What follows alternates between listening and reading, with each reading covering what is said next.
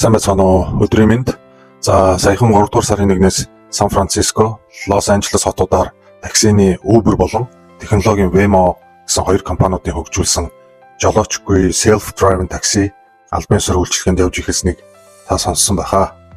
Одоогоор Америкийн нийт 50 мужаас 21 муж self-driving зөвшөөрсөн байгаа юм байна.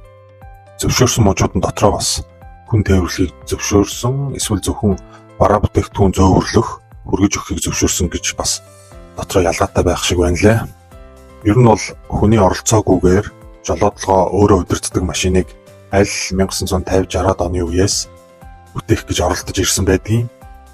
Бас ирээдүйн үеийг зөгнсөн кинонууд дээр ийм машинууд бол цөөнгүй гардаг. Та үзчихсэн баха. Self-driving car гэдэг нь програмчлагдсан машин буюу жолоочгүй тээврийн хэрэгслийг хийдэг. Нэгсэндээ хүн биш робот танд үйлчилж байна гэсэн үг юм. Тэгэхээр энэ таксины Uber, Lyft гэх мэт компаниуд болон жолоочгүй автомашин self-driving-ийн талаар жоол сонирхлоо л доо. Америк дахь Uber, Lyft-ийн Монгол хувилбар нь бол UB Cab байна.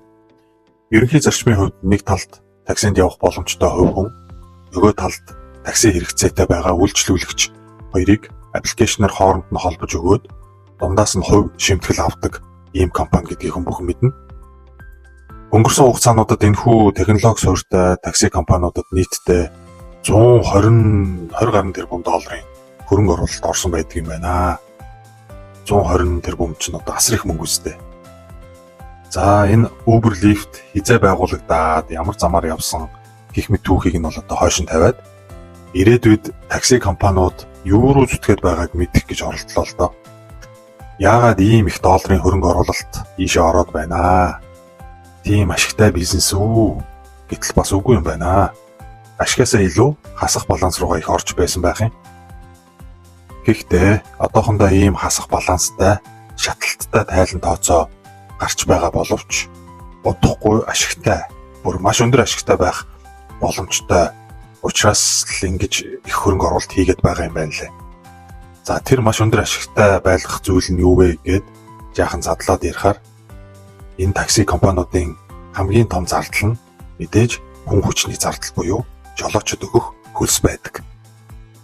Хэрвээ жолоочгүй self-driving машин такси үйлчилгээнд яваад эхэлвэл жолоочд өгөх цалин хөлсний зардал огт байхгүй болж асуудал бол одоо шал өөрөөр иргэнэ гэсэн үг.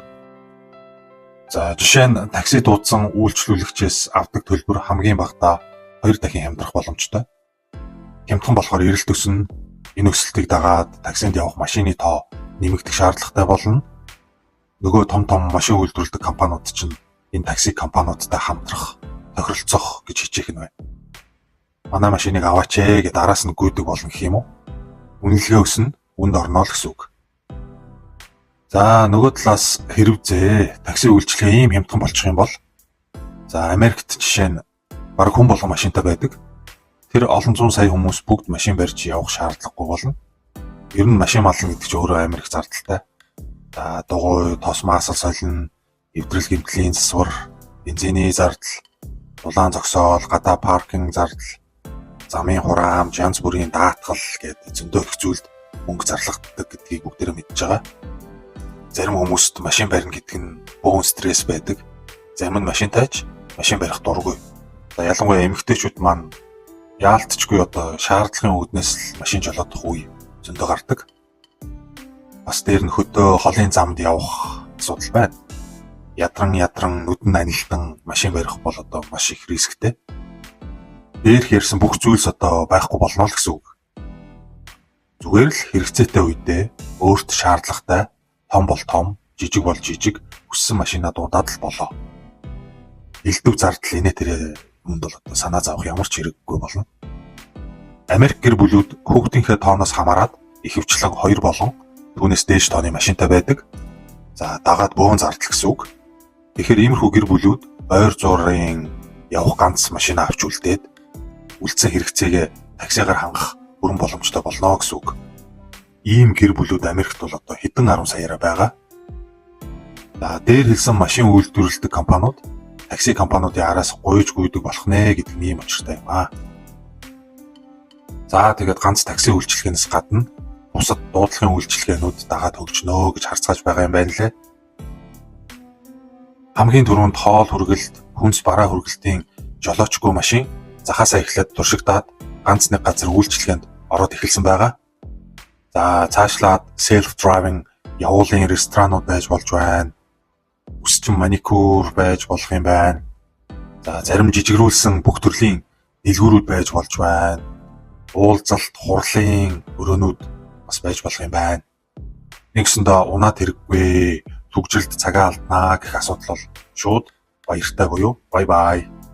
Ингээд цаашаага жолоочгүй self driving гэдэг зүйл маань үргэлжлэхээр дуусахгүй их сервис үйлчилгээнүүд түүнийгээ дагаад их том зах зээлтэй байх бүрэн боломжтой юм байна. Энэ бүгдийг хөрөнгө оруулагчид өртчилж олж хараад олон жилийн өмнөөс хөгжүүлэлт хийхэд нь мөнгө оруулаад ирсэн нь ийм учиртай байж л дээ. Хөрөнгө оруулагчдын дунд энэ жолоочгүй self driving машины суурийг сайн тавиад нэг сайн програмчилж аваад тэгээд тэрнийхээ патентыг эзэмшихийн төлөөх бяцхан дайн цаагуурч нь явагдаад одоо баг өндөрлөж байх шиг байна да. Төсөөлөд үзэхээр ирээдүйн нэлээдгүй өөрчлөгдөхөөр харагдаж байгаа биз. Хэрхэн өөрчлөгдөхийг хүлээх л үйлдэлээ. За бичлэг маань сонирхолтой байсан гэдэгт найдаж байна.